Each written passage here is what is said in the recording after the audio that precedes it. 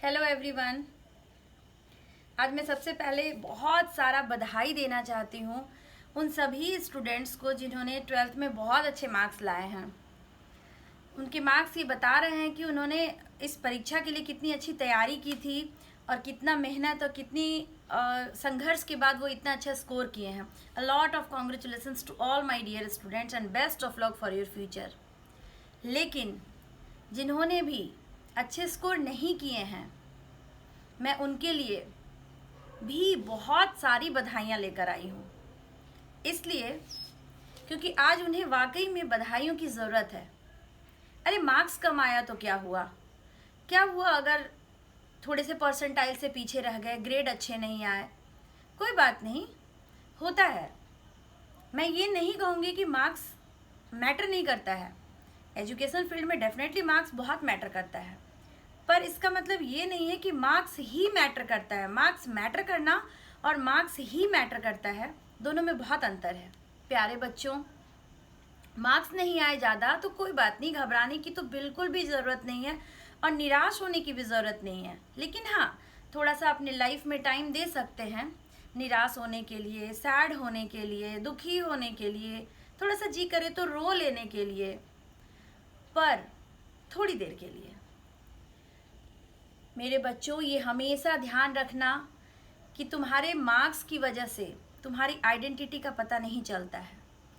तुम्हारे मार्क्स तुम्हारे आइडेंटिटी को डिफाइन नहीं करते हैं, तुम्हारे कैपेबिलिटी को डिफाइन नहीं करते हैं कि तुम्हारे अंदर कितनी कैपेबिलिटी है, तुम्हारे अंदर कितने पोटेंशियल हैं। अगर तुम्हें वाकई किसी बात का अगर गम है तो फिर से एक बार अच्छे से पढ़ाई करो और ये दिखा दो खुद को और अपने समाज को कि नहीं, वाकई में ये मैंने जो कहा है कि मार्क्स तुम्हारी आइडेंटिटी को डिफाइन नहीं करते हैं, ये सत्य बात है। ये कह सकते हैं कि मार्क्स से 3-4 साल का जो ड्यूरेशन है वो ज़रूर अफेक्टेड होता है कि आपने मार्क्स अच्छे नहीं स्कोर किए तो हो सकता है अच्छे स्कूल या कॉलेजेस में एडमिशन नहीं हो। लेकिन कोई बात नहीं, आप उसी के बीच जितने आपके मार्क्स हैं, आप एक अच्छा कॉलेज सर्च कर सकते हैं, आप उसमें डिफरेंट एंट्रेंस एग्ज़ाम में पार्टिसिपेट कर सकते हैं। आप देख सकते हैं कि कौन से कॉलेजेस हैं जो आप वहाँ पे अच्छा पढ़ के आप निकल सकते हैं। ठीक है, एक एम्बिशन वाला जो कॉलेज है वो तो नहीं मिल पाएगा, पर फिर भी कहीं ना कहीं कुछ चूक हो जाती है तो आप अपने अंदर ये सर्च करें कि क्या क्या गलतियाँ हुई या क्या क्या रह गया बाकी, जिसके कारण कि मार्क्स थोड़े कम आए। तो आपको ज़रूरत है अपने आप को सर्च करने का। अपने समाज में जितनी भी नेगेटिविटीज़ है, अगर कोई आप पे कंप्लेन करता है या कि ये पढ़ता नहीं था, ये लिखता नहीं था, समाज में बहुत सारे लोग आप आगे आके आपके मार्क्स जानना चाहेंगे, तो इससे भागना भी नहीं है।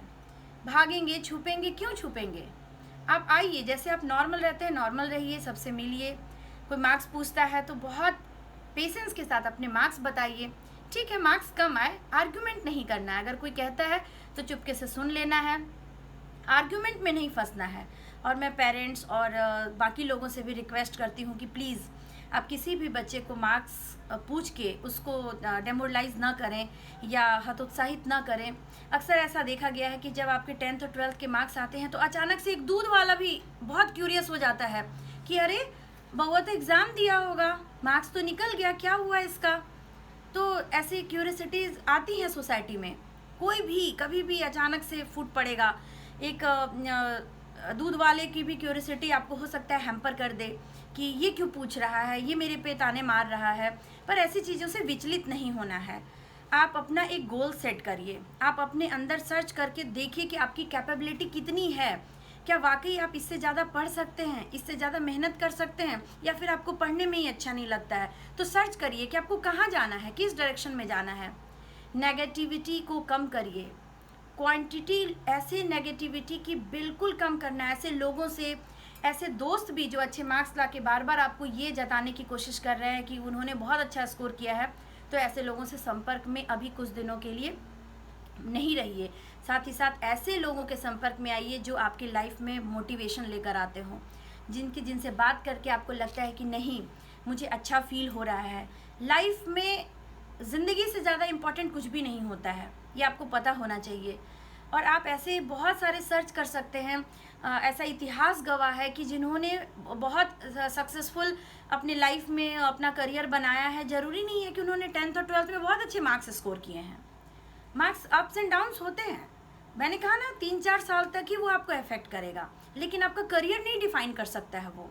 आप आगे निकलिए, आप बढ़िए, अपने नेगेटिव क्वांटिटी को कम करिए, पॉजिटिव क्वालिटी को डेवलप करने की कोशिश करिए। लेकिन हाँ, आपको इससे लड़ना होगा, सिर्फ आप ही लड़ोगे और कोई नहीं लड़ेगा। पेरेंट्स का आपको सपोर्ट मिलेगा जब आप लड़ोगे तो। और थोड़े दिन के बाद आप बिल्कुल भी भूल जाइए कि आपने क्या स्कोर किया था, कितने मार्क्स लाए थे, कितनी नेगेटिविटी थी। नहीं, इसको मन में नहीं रखना है। एक स्पेस दीजिए कि ठीक है, मैं 1 वीक तक ये सब सुनूंगा, मैं सबको बता दूंगा, मैं फ़ोन करके बताऊंगा मेरे मार्क्स कैसे आए नहीं है।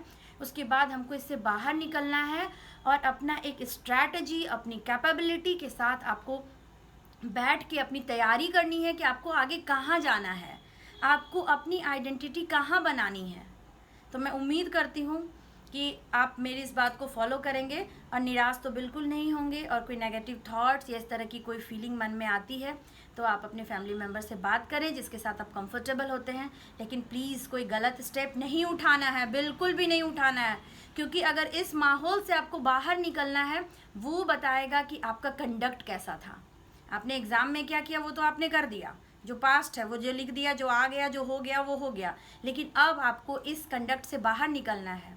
अरे ऐसे तो लाइफ में कितने एग्ज़ाम्स आते हैं। पहले कोई बच्चे रहो तो कोई छोटे एग्ज़ाम एंट्रेंस में जाओ, वहाँ पे अच्छा करो तो फिर वहाँ लोग तारीफ़, नहीं करो तो वहाँ पे नेगेटिविटी। फिर लोग कहेंगे 8th में अच्छा कर लो, फिर कहेंगे 10th में अच्छा कर लो, फिर कहेंगे 12th में अच्छा कर लो, फिर कहेंगे अपने करियर में मेडिकल इंजीनियरिंग में नहीं गए, वहाँ चले जाओ, फिर आप वहाँ जाके सेटल होंगे। फिर कहेंगे कि अब करियर में आपकी पोस्टिंग अच्छी नहीं हो रही है, आप वहाँ और अच्छा प्लेसमेंट, अच्छा पैकेज आपको नहीं मिल रहा है, फिर वहाँ पे आप टेंशन में आएंगे। तो ज़िंदगी में आगे जैसे जैसे बढ़ेंगे कितने सारे स्टेप्स पे टेंशन लोगे यार। बंद करो टेंशन लेना, ख़त्म करो ये सब कहानी और जस्ट चिल करो, आगे बढ़ते रहो। रुको नहीं, रुकना नहीं है, घबराना नहीं है, आगे बढ़ना है। तो just chill it and for this victory sign for your bright future. All the best.